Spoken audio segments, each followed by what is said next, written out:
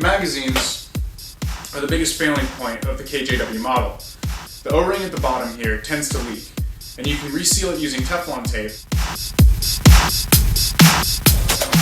Hi guys, welcome again to my YouTube page.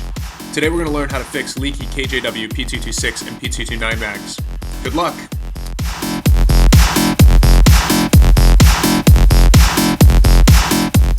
Warning, expel and remove all gas from the magazine before disassembly. Step 1 is to remove the retaining pins from the base of the magazine.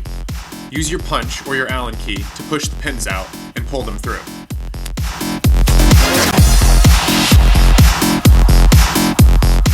If you can push the pins far enough through, you may not even need to use your pliers.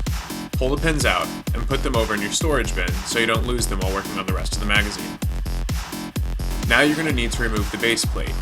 To do so, simply pull it off slowly so that you don't lose the spring or have it come flying out at you. To remove the spring, simply pull it out.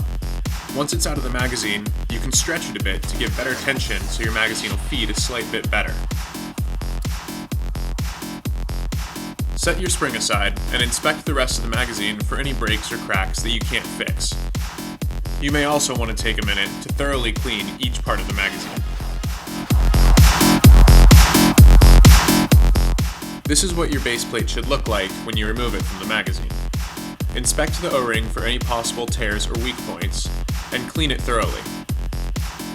Remove the O-ring by simply rolling it off the guide rails from the base plate, and set it aside to clean.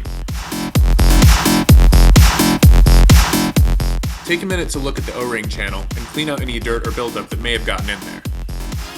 This is where your Teflon tape is going to go in just a sec. Grab your Teflon tape and cut a strip that's long enough to wrap around the O-ring channel a few times. While it's possible to tear the tape, using scissors will get you a cleaner edge with less fraying. While it's not entirely necessary, I recommend folding the tape to give you a little bit smaller piece to work with that's twice as thick. Now, take your Teflon tape and begin to wrap it around the O-ring channel. You're going to want to do this fairly tightly so that it stays in place once you roll the O-ring over it. The number of times you wrap the O-ring channel is entirely up to you, although I recommend at least 2 times to give you a solid, tight fit when you replace it into the upper part of the magazine.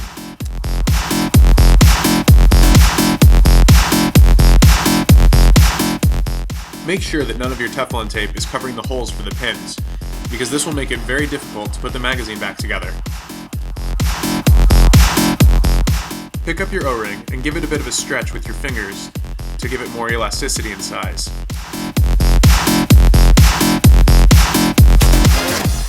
Now take your O-ring and drop it onto the base plate of the magazine. Slowly roll the O-ring onto the channel and make sure it's seated properly so that you can seal the magazine later.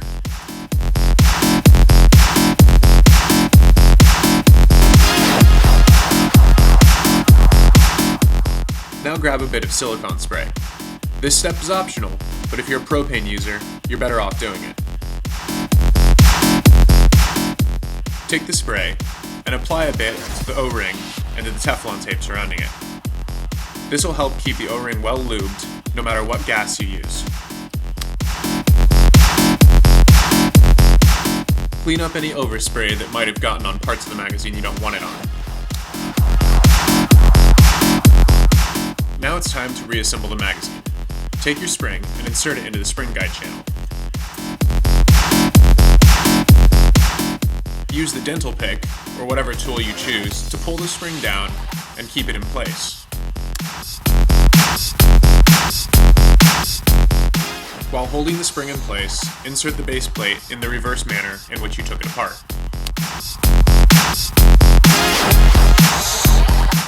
Make sure the spring is in the guide channel properly, and then line up the holes from the bottom and top of the magazine so you can insert your pins.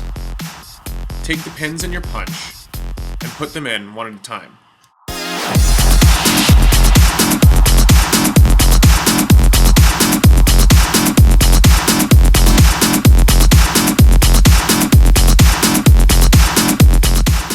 If you're having trouble pushing the pins in, don't be afraid to hammer on them lightly while adding pressure upwards from the base plate.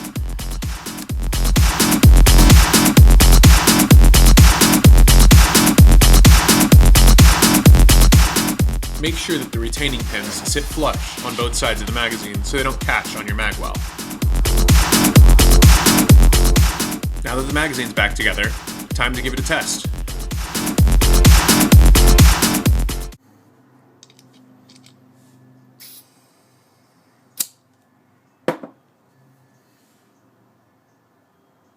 If you don't hear anything hissing, you're only one step away from having done it perfectly.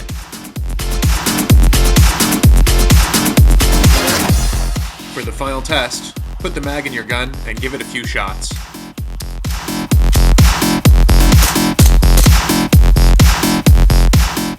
If your mag isn't hissing, you've done it right.